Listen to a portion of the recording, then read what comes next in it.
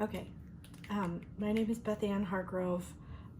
Used to be Miss Grover. I'm the high school art teacher at South Adams, and I wanted to share some of the mindfulness activities that you can do at home.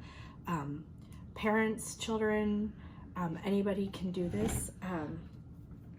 I've done this with my 8th graders and some of my high schoolers, and they actually request to do the mindfulness activities. So what I do is I set music up. If I'm doing this in the classroom, if I'm doing this at home, I set up music like Zen meditation music, something that doesn't have lyrics. Because then if you have something with lyrics, like your favorite pop song, then you're going to want to sing along to that, and you're not going to want to focus on the mindfulness. And the mindfulness is just to kind of give you something to focus on, and to you can use it for prayer, you can use it for meditation, you can just use it when you're feeling very stressed or overwhelmed.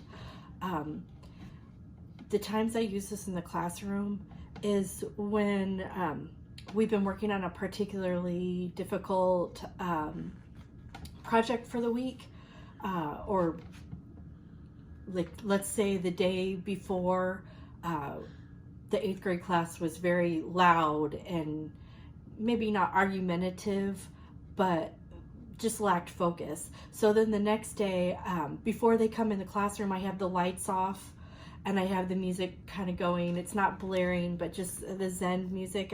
Indian flute music is good. We actually use that one a lot.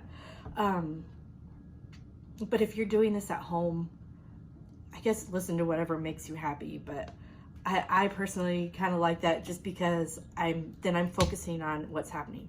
So this is art therapy, mindfulness. However, you do not have to be artistically talented. So the exercise I'm going to show you today is called neurological art. There's a lot of science behind it, with the circles and the lines and what they mean.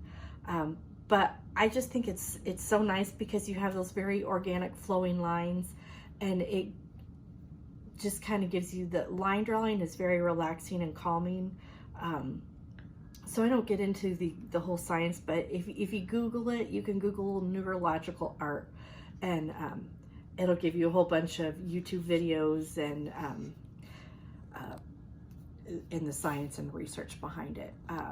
So here's an example of a neurological art that I have done. This probably right here took me a little over an hour, and this is a 5x7 sketchbook. You can do this on anything.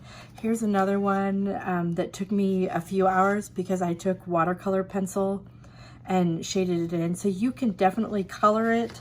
You do not have to. I do this a lot, just especially after a really hard day. I do a lot of this, and then in another video I'll show you another exercise that you can do. So here's my demonstration on how to make neurological art. So you just want a pen. You can use pencil, but a pen is better because then you're not having to go over mistakes. You can use a regular pen. I like a micron pen, or this is a Faber-Castell, is a Pitt pen. It's India ink. It just flows a little easier, so you can use a felt tip pen. Gel pens might be fun to use for kids. Crayola marker for little kids, with little hands. Colored pencils. Really, you can use anything you want. So on your paper, you're going to make circles, and I don't usually use a compass or anything, but you certainly can. But part of it is, I tell my kids, is the imperfection. So you're just going to make circles, and see, my circle's not perfect. And you're going to make circles on your page. However many circles you want. They can overlap. They can go off the page. They can be anywhere. So once you have your circles down, then you're going to make lines.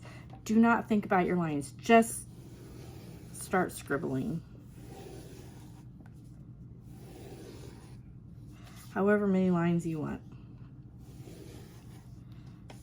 They can go any direction. The great thing about this is there's just no right or wrong way. So this is just how I'm showing you. So the next step is anywhere there's intersecting lines, like let's say right here, you're going to want to curve those out and then color it in. Can you see that? Mm-hmm. Okay.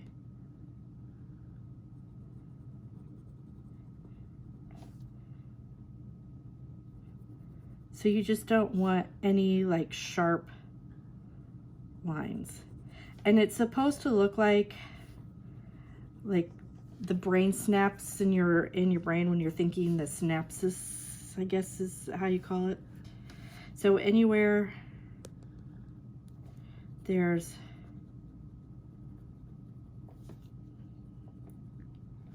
a line, and my pen is, I use it a lot and it's starting to. Anywhere there's an intersection. And I'm gonna do that all over my page until I have something like this. So you can see all my circles, circle, circle, and then I colored all the intersecting lines. So if you have any questions at all, feel free to email me. You can find my contact information in the South Adams School, South Adams School staff. Again, I'm the Beth Ann Hargrove. It might be in there as Grover, as I just got married. So Elizabeth Grover, Elizabeth Hargrove, one of those. I'm the 7th through 12th grade art teacher at South Adams High School. Thanks.